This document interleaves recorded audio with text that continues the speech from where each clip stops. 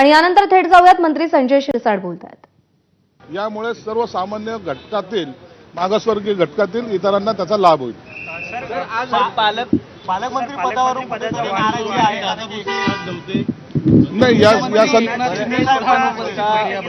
शिंदे साहेब या आता सध्याला श्रीनगरला आहेत, ते आज दुपारून मुंबईमध्ये दाखल होतील, मला वाटतं ते पोहोचले सुद्धा असतील, म्हणून आणि दुसरा पालकमंत्र्याचा विषय कॅबिनेटमध्ये कोणताही चर्चेला गेला नाही।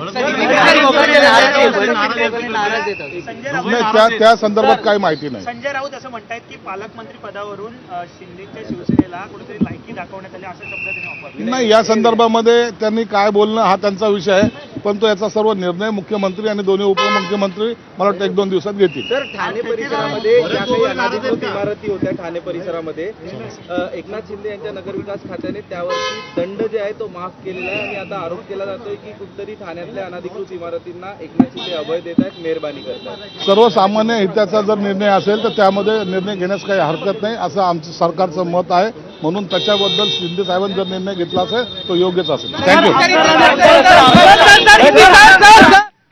तर पालकमंत्री पदासंदर्भात कोणतीही चर्चा झालेली नाही। 1-2 दिवसात राज्याचे मुख्यमंत्री आणि उपमुख्यमंत्री मिळून त्या संदर्भात निर्णय घेतील असं संजय शिरसाट म्हणाले।